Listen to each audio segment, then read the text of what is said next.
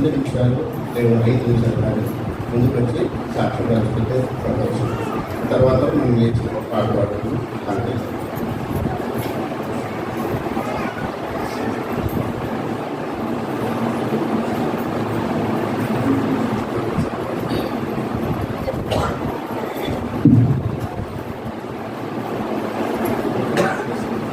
రెండవ కొరింథీ 8వ అధ్యాయము 18వ వచనం. మరియు సువార్త విషయంలో సంఘములన్నింటిలో ప్రసిద్ధి చెందిన సహోదరుని అతనితో కూడా పంపుతున్నారు. ఈ సందర్భం ఏంటంటే వాడు కొంచెం డబ్బు పోగు చేసినారు.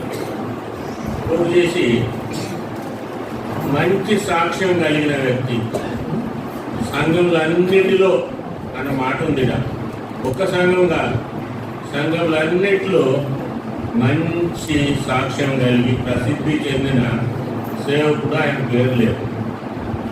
ఇక్కడ నిలబడి సాక్ష్యం చెప్పాలనే సంగతి నాకు కూడా తెలియదు. కానీ మనకు లెక్క అనేది ఒకటి ఉంది. భక్సింగ్ గారు కూర్చొని ఉన్నాడు, అమృతరాజ్ అని అక్కడ ఉన్నాడు, వాక్యం చెప్తున్నాడు. చెప్పేటప్పుడు ఏం చెప్పాడంటే, ఒక సహోదరుడు వచ్చాడన్న, 200 రూపాయలు ఆయనకు జీతం ఉందని 20 రూపాయలు కానుకేసాడు. 2000 అయింది. 2000 అయితే ఎంత వేయాలి? 200 వేయాలి. 20,000 అయింది. అప్పుడు ఎంత వేయాలి? 2,000. ఇంకా పెరిగింది. అప్పుడు నేను ఎంతో నమ్మకంగా ప్రభుత్వం ఇచ్చేవాడిని.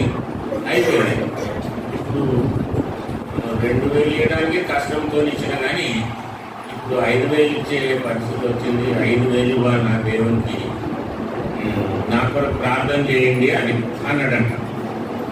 కాన్వకేషన్లో అమృతరాజు అంకులు చెప్పిన మాట భక్సింగ్ గారు కూర్చొని ఉన్నాడు.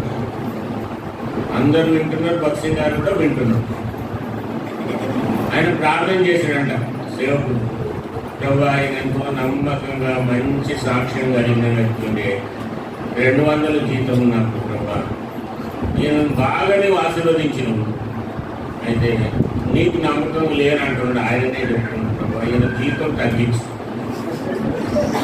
అట్లా ప్రార్థన చేయకు అని మళ్ళీ అంటున్నాడంట. మరి నువ్వు నమ్మకం ఉంటావా ప్రభు? కాబట్టి ఈ మాట ఆ రోజు చెప్పు. నేను అక్కడ నాగారం అమ్మ హైదరాబాద్ పోవాలంటే ఆయన